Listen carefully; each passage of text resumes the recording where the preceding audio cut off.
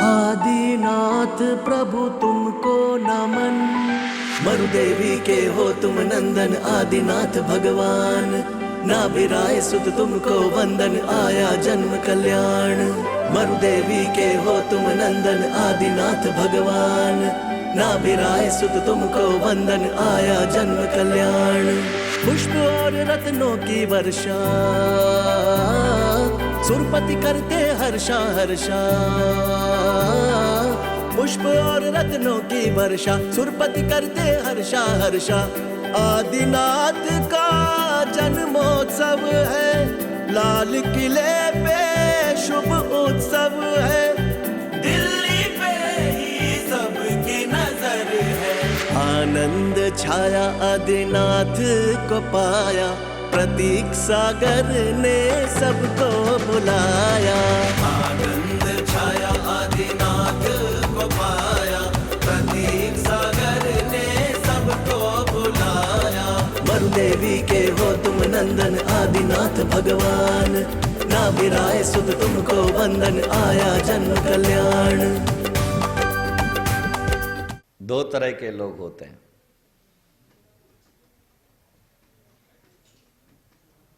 एक वह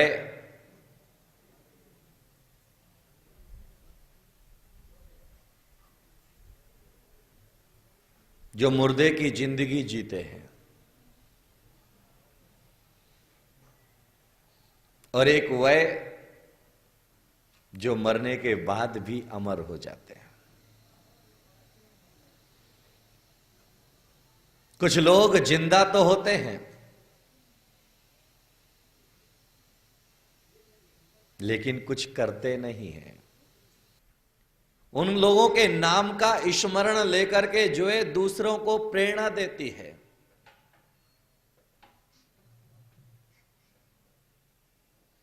कुछ लोग जीवन को उपहार बना करके जीते हैं और कुछ लोग जिंदगी का उपहास उड़ा करके जीते हैं। कुछ लोग जीवन को तीर्थ बना करके जीते हैं और कुछ लोग जीवन को तमाशा बना करके जीते हैं। जो लोग जिंदगी को तमाशा बना करके जीते हैं उन्हें कोई याद नहीं करता है, और जो जिंदगी को तीर्थ बना करके जीते हैं वह एक दिन तीर्थंकर की तरह इस दुनिया में पूजे जाते हैं। विचार करने की जरूरत है कि हमारी जिंदगी का उपहार मान करके जिंदगी को जीना है या जिंदगी का उपहास बना करके जीना है। जिंदगी का उपहास कौन बनाता है?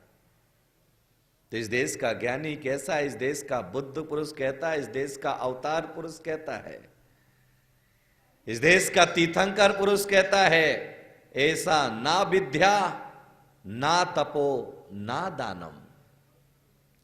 ऐशाम ना विद्या ना तपो ना दानम ना ज्ञानम ना शीलम ना गुणो ना धर्मा ते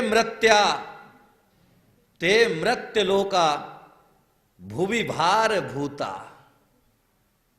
आचार्य कहते हैं कि जो ना जीवन में विद्या अध्ययन में तत्पर होता है, ना कभी दान देता है, ना कभी शील का पालन करता है, ना गुणों की प्राप्ति के प्रति लालायित रहता है और ना कभी धर्म कार्य करता है, वह व्यक्ति जो है पृथ्वी पर भार है। वह पृथ्वी पर रहते हुए भी जो है पृथ्वी के लिए जो है भार बनकर के जी रहा है। उसकी जिंदगी में कोई प्रसन्नता नहीं है। कई लोग हुआ करते हैं जीवन में जिनके पास में ना तो ज्ञान होता है, ना दान करने की उनकी भावना होती है, ना उनके जीवन में शील होता है। इसीलिए पहला आचार्य ने कहा ऐसा विद्या ना विद्या, जहां ना उनके पास में धर्म का ज्ञान होता है, ना उनके पास में व्यवहार का ज्ञान होता है। याद में रखिएगा, जिंदगी में दोनों ज्ञान जरूरी होते हैं। डिग्री आदमी के पास हो लेकिन उससे कोई फर्क नहीं पड़ता है, लेकिन अगर व्यवहार का ज्ञान ना हो तो वह आदमी पढ़ा लिखा होकर के भी किसी काम का नहीं होता है। इसीलिए जैन ग्रंथ कहते हैं, जैनाचार्य कहते हैं कि जिसके पास में ना विद्या है, व्यवहार की भी विद्या नहीं है, लौकिक विद्या तो है लेकिन धर्म की शिक्षा नहीं है, क्योंकि लौकिक विद्या केवल तुम्हें डिग्री देती है और धार्मिक शिक्षा जो है तुम्हें जो है डिग्री से भी ऊपर उठा देती है। कई लोग यहां पर होंगे जो अच्छे पढ़े लिखे हैं। कौन सी क्लास तक पढ़े भाई जी? आप खंबे से टिक के जो बैठे हैं, हाँ आप ही बोले।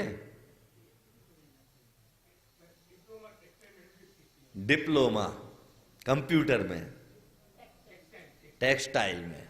कई लोग इसमें और भी इससे ज्यादा पढ़े लिखे होंगे, लेकिन हमारे पास में डिग्री है। तीर्थंकर महावीर के जीवन को अगर उठा करके देखा जाए तो बाल्यकाल में उनके पिता के मन में ये विचार पैदा हुआ कि मेरे बेटे को पढ़ाया जाना चाहिए। तो पढ़ाने के लिए उन्होंने जो है टीचर को बुलाया। टीचर ने वर्धमान को पढ़ाना प्रारंभ किया। तो जब टीचर ने वर्धमान को पढ़ाना प्रारंभ किया तो वर्धमान से कहा, बोलो बेटा एक। तो वर्धमान ने कहा एक। टीचर ने कहा एक यानी आत्मा। फिर टीचर ने कहा दो। वर्धमान मौन हो गए।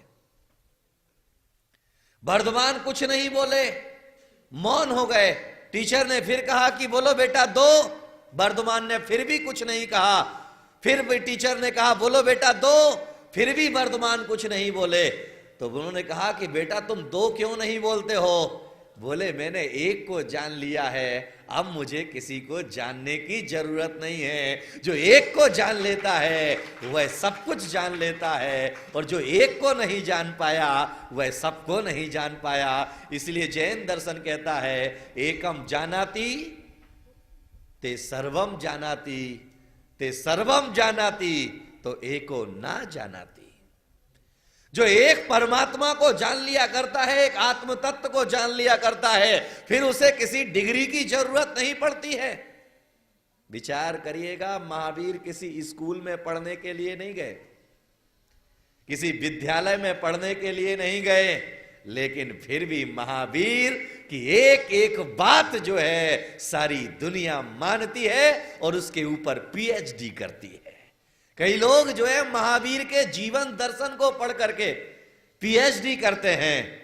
जो स्कूल नहीं गए उन्हें पढ़ करके लोग डिग्रियां लेते हैं। इसका मतलब सीधा सा होता है कि डिग्री का मूल्य नहीं होता है, जीवन में शील और चारित्र का मूल्य हुआ करता है। और जिसके पास में शील और चारित्र होता है उसे दुनिया में सबसे बड़ा मूल्यवान समझा जाता है।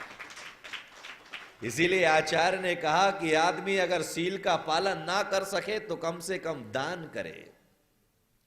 कुछ लोग पैसे का दान करते हैं, कुछ लोग जमीन का दान करते हैं, कुछ लोग समय का दान करते हैं। जिस व्यक्ति के पास में पैसा नहीं है वह समय का दान करे। जिस व्यक्ति के पास में जमीन नहीं है वह समय का दान करे। लेकिन जो व्यक्ति समय का भी दान नहीं कर सका, जो व्यक्ति समय को भी नहीं दे सका, अरे भाई हमारे पास में मंदिर का निर्माण कार्य चल रहा था, उस मंदिर के निर्माण कार्य में संत का आगमन हुआ था, संत के आगमन के लिए जो है व्यवस्थाएं चल रही थी, हमारे पास में पैसा नहीं था दान करने के लिए। तो हमारे मन में विचार पैदा होना चाहिए कि चलो हमारे पास में जो है पैसा नहीं है देने के लिए, लेकिन हमारे पास में वक्त तो है। अरे 24 घंटे में से 8 घंटे का वक्त जो है मैं मंदिर के कार्यों में और संत की सेवा में लगाऊंगा। मैं संत को दान, पैसे का दान तो नहीं कर पाया, लेकिन कम से कम, लेकिन दुनिया का दस्तूर है कि आदमी लेना जानता है लेकिन देना एक सेठ को जानता हूं, वो यहीं बैठा है। कहो तो खड़ा करूं? खड़ा करूं? बोलो हाँ या ना। तुम लोग तो ऐसे सिद्ध योगी जैसे बैठ गए हो यहां। महाराज आप बोलते जाओ, बोलते जाओ, बोलते जाओ, हमें कोई जरूरत नहीं है हमें सुनने की, हम तो केवल सुनने के लिए बैठे हैं, सुन रहे हैं। खड़ा करूं उस सेठ को? बोलो हाँ या ना। हाँ, दूसरे की पोल खुले ना तो अपने को बड़ा मजा आएगा, क्योंकि दूसरे की पोल खुलने पर आदमी को बड़ी प्रसन्नता होती है, लेकिन खुद की पोल खुले तो। एक सेठ जो है तालाब में डूब रहा था, लोगों ने आकर के देखा कि सेठ जी डूब रहे हैं। बचाने के लिए लोगों ने कहा सेठ जी हाथ दो। अब जिंदगी में जिसने 5 पैसे भी नहीं दिए हो वह पूरा हाथ कहां से देगा। लोगों ने कहा सेठ जी हाथ दो। सेठ जी हाथ नहीं दिया। डूब रहे हैं, पानी के नीचे जा रहे हैं, लेकिन फिर भी जो है हाथ देने को तैयार नहीं है। फिर कहा सेठ जी हाथ दो, फिर भी हाथ नहीं दिया।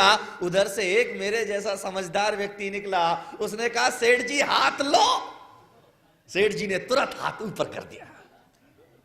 याद में रखिएगा, जिंदगी में ऐसे भी लोग मिला करते हैं जो देना नहीं जानते हैं, सिर्फ लेना जानते हैं। और जो व्यक्ति लेना जानता है और देना नहीं जानता है, उस व्यक्ति को बैल बनकर के चुकाना पड़ता है।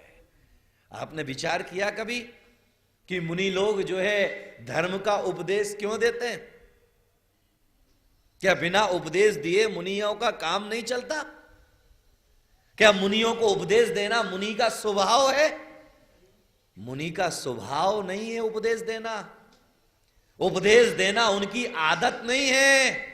उनकी आदत, उनके जीवन का केवल एक लक्ष्य हुआ करता है कि जिस समाज से मैं 2 रोटी लेता हूं, उस समाज से 2 रोटी लेने के बाद में कुछ ज्ञान उन्हें दिया जाना चाहिए। अगर मुनि केवल आहार लेता है और ज्ञान नहीं देता है, कोई शिक्षा नहीं देता है, कोई संस्कार नहीं देता है, तो आचार्य कहते हैं बेटा तूने लिया ही लिया है, अगले जन्म में तुझे बैल बन करके चुकाना पड़ेगा।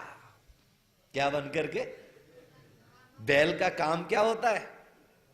खेत में हल जोतना। क्योंकि आज अगर तुमने धर्म का लिया है, आज अगर तुमने पुण्य का लिया है, आज अगर तुमने गुरु से लिया है, अरे गुरु ने तुमसे लिया, तुम्हें लौटा दिया, और तुमने गुरु से लिया, तुमने क्या लौटाया?